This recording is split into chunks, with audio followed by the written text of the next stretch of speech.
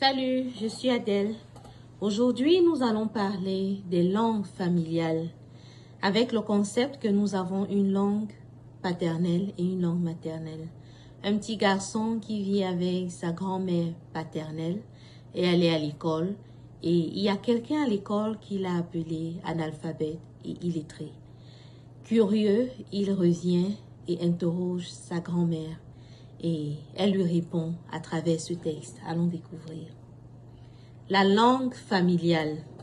La langue familiale est un moyen de communication verbale entre les peuples d'une tribu, d'un clan ou d'une région. La langue symbolise le village, l'ethnie et le clan d'où l'on est ressortissant de par ses racines. Une langue peut s'apparenter à une autre selon l'inclination linguistique et le rapprochement géographique.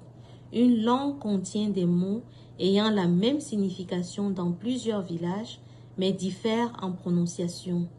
Le peuple bantou s'exprime en plus de 500 langues familiales bien distinctes. Le peuple bantou est très amoureux de ses sonorités linguistiques très acoustiques. Nos verbes, nos chants, nos danses et nos cadences sont le mieux exécutés en langue. Nos rites, us et coutumes sont fonction de nos langues et transmis par regroupement ethnique. À la colonisation, la langue du colon dite officielle a surplombé nos langues familiales en communauté. À découvrir que la non-connaissance de la langue coloniale nous classait comme analphabètes. Oh, quel gâchis de destruction de la langue familiale ayant la connotation du patois et parler juste à la maison. Oh, quelle dérision d'appeler mon ancêtre illettré face à une langue étrangère sans pouvoir parler la sienne. Le peuple bantou a su conserver ce patrimoine et le chérir jusqu'à présent avec trop d'embûches.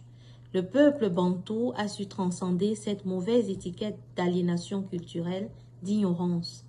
À toi, mon enfant, ce n'est pas honteux de parler ta langue familiale en public si ton interlocuteur t'entend. À toi, mon enfant, tu interpréteras mieux le monde si tu arrives à décortiquer ta langue dans un environnement propice.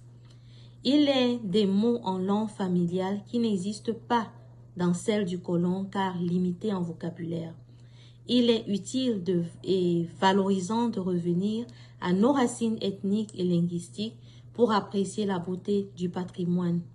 Nul n'est alphabète. Si l'expression est différente de celle de l'autre, il faut juste s'entendre par un apprentissage mutuel. Nul ne doit dire uniquement à la maman d'enseigner aux enfants. Pensons au couple mixte de grâce. Les familles mitoyennes sont une source incommensurable de richesse linguistique et artistique.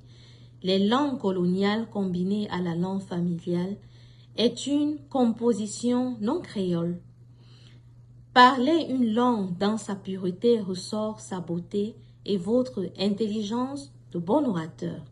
Parler sans emprunt ni mélange est un défi pour plusieurs jeunes de cette génération. Regarde autour de toi. Si tu veux te rendre dans un pays où la langue diffère de la tienne, tu devras l'apprendre dans un centre linguistique. Regarde au travers de cet apprentissage une ouverture d'écoute, de compréhension et d'entendement envers ton nouvel écosystème. Emprunter la langue de l'autre pour avoir et pour voir la vie comme lui ou elle est une richesse démesurée pour toi. Emprunter ses connaissances pour te développer est une source et une force que nous célébrons tous au village. Mais si tu vas pour apprendre de l'autrui sans rien apporter toi-même à la table, tu es un déséquilibré. Mais si tu négliges ta culture et vantes celle de l'autre, tu devras repenser ta boussole et ta transmission. Si tu as une langue paternelle et maternelle, tu es un mitoyen béni sur tous les plans. Si tu ne sais parler aucune de tes langues, forme-toi auprès des griots et des griottes pendant des vacances. Apprendre à lire, à écrire, à parler, à compter, comme l'enfant exposé au syllabaire, est signe de grandeur culturelle. Apprendre des mots nouveaux dans plusieurs langues par jour fera de toi un bon négociateur ou décideur. Être talentueux se complète dans l'échange sans filtre avec un partenaire de vie ou d'affaires. Être dans un environnement demande une adaptation plurielle et la langue n'est pas exclue. Moi, ta grand-mère, je suis une polyglotte, fière de parler 10 langues et être capable d'interpréter la gestuelle des sourds-muets.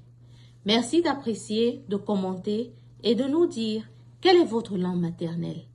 À très bientôt et portez-vous bien. Merci.